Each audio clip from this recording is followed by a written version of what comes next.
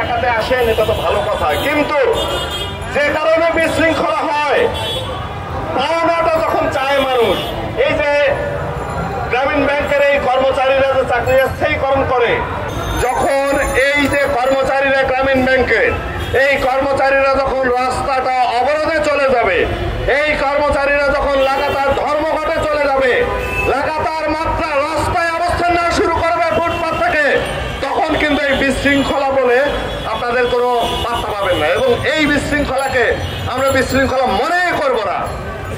সেইটা বলে আমি আবারও আজকে কিন্তু 6 দিন হয়ে যাচ্ছে, তার মানে 1 সপ্তাহ ধরে এই মানুষগুলো এখানে পড়ে আছে, এই প্রেস ক্লাবে এই বারান্দায় রোদে ঘামে খেয়ে না খেয়ে কিন্তু পড়ে আছে ঘর সংসার ছেড়ে। গ্রামীণ ব্যাংক আপনারা সসম্মানে এই মানুষগুলোর সাথে কথা বলেন, এবং গ্রামীণ ব্যাংক যদি না পারেন তো সরকারকে বলি, গ্রামীণ ব্যাংক যদি এই মানুষগুলোকে ছাঁটাইও করে দেয়, শেষমেশ তো আমরা এই দেশের নাগরিক, ওই প্রতিষ্ঠান যদি চুক্তি ভঙ্গ করে আমাদের সাথে দেশের নাগরিক হিসাবে, তাহলে পরে সেই চুক্তি ভঙ্গকারী বিচারের দায়িত্ব কিন্তু সরকার আপনাদের পরে। আর আপনারাও যদি এই দায়িত্ব না নেন, তাহলে আমাদের জনগণের সাথে মিলেই নিজেদের দায়িত্বটা নিতে হবে, তখন এই বিশৃঙ্খলা বলে কোনো লাভ হবে না। অতএব আজকে 1 সপ্তাহ চলে যাচ্ছে, এখনো আমরা বলতে চাই এর সুষ্ঠু সমাধান করেন সরকার এবং গ্রামীণ ব্যাংক, তা না হলে কিন্তু এই আন্দোলন আরো তীব্র মাত্রায় এগিয়ে যাবে। এটা এই 30-40 জনে থাকবে না, এটা নিশ্চয়ই হাজারে রাজপথে অবরোধে নেমে যাবে। সকলকে আগামী দিনে সেই সংগ্রামে থাকবো এই প্রত্যাশা ব্যক্ত করে আমার কথা শেষ করছি। জয় হোক মেহনতি মানুষের। ব্যাংক থেকে দূরে আমাদের কোনো অপরাধ ছিল না, আমাদের কোনো সমস্যা ছিল না, আমরা শান্তির জন্য দীর্ঘ 6 মাস থেকে আন্দোলনটা করছি। তার আগে এই 6 মাস রানিং, আর তার আগে 12 সাল থেকে চলছে। এখন আপনারা কি মনে করছেন যে আমাদের এই চাকরিটা স্টপ করে দিয়ে আপনারা এই অনিয়মকে প্রতিষ্ঠিত করবেন? কিন্তু আমরা বলতে চাই, এই অনিয়মকেই আমরা নিয়মে পরিণত না হওয়া পর্যন্ত এই রাজপথে আছি, থাকবো। এই মুক্ত ভাইয়ের, এই সাউথ ভাইয়ের যে বৈষম্য রেখে গেছে, আমরা যে স্বাধীনতা পেয়েছি সেই স্বাধীনতাকে সম্মান করে তার জায়গা থেকে আমরা 1 পাও নড়ব না। আমরা এই যে আপনার টাইম ঠিক নাই, সকালবেলা অফিসে যাবো 7টায়, রাত্রে ছুটি দিবেন 12টা 1টায়, আবার 1টা পর্যন্ত কাজ করে নেবেন, আবার মজুরি দিবেন 600। যদি কাজ ঠিকই করে নেবেন তাহলে ওভার টাইম দিলেন না কেন?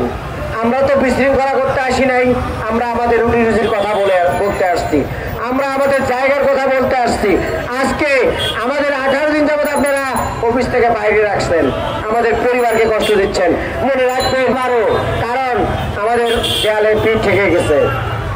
এ পর্যায়ে আমাদের মাঝে কথা বলবে আমাদের জসিম ভাইকে তার কথা বলার জন্য অনুরোধ করছে। আজকের অবস্থান কর্মসূচির সংগ্রামী সহযোদ্ধা ভাই এবং উপস্থিত সাংবাদিক ভাই বোনেরা, আসসালামু আলাইকুম। আসলে আমরা আজকে এখানে কেন আসছি বা কী কারণে আসছি, আমরা 6 দিন হয়ে গেছে এখানে, আজকে 6ষ্ঠ দিন আমাদের এখানের অবস্থান কর্মসূচির। আসলে আমরা মানবেতর জীবনযাপন করছি, আমাদের যে ক্ষুধার জ্বালা বা যে বৈষম্য রয়েছে আমাদের মধ্যে, বর্তমান বাংলাদেশ বৈষম্য বিরোধী আন্দোলনের কারণে কিন্তু স্বাধীন হয়েছে। ছাত্ররা এবং শ্রমিক, কর্মচারী, দেশের সাধারণ জনগণ সকলে মিলে এই বৈষম্য দূর করছে। এখন বর্তমানে বৈষম্য বাংলাদেশে রাখা যাবে না। সারা বাংলাদেশের জনগণ চায় এই বৈষম্য থেকে দূরে থাকতে। কোনো প্রতিষ্ঠান, কোনো সরকারি প্রতিষ্ঠান, স্বায়ত্তশাসিত প্রতিষ্ঠান, সকল প্রতিষ্ঠান যেন বৈষম্যহীনভাবে আমরা কাজ করতে পারি। প্রত্যেকটা নাগরিক যেন তার নাগরিকত্ব, তার অধিকার পায়, আমরা সেদিক দিয়েই আশা করি। এবং প্রত্যেক প্রতিষ্ঠানেই যেন তারা তাদের ন্যায্য দাবি পাওয়া সহ সকল অধিকার যেন তারা পায়। আমরাও আমাদের অধিকার নিয়ে আসছি, আমাদেরকে বিভিন্নভাবে হয়রানি করা হয়, আমরা দেয়ালে পিঠ থেকে গেছে বিদায় আজকে আমরা এখানে আসছি। আমাদের উপর কতটুকু ব্যবহার করা হয়, কতটুকু আচরণ করা হয়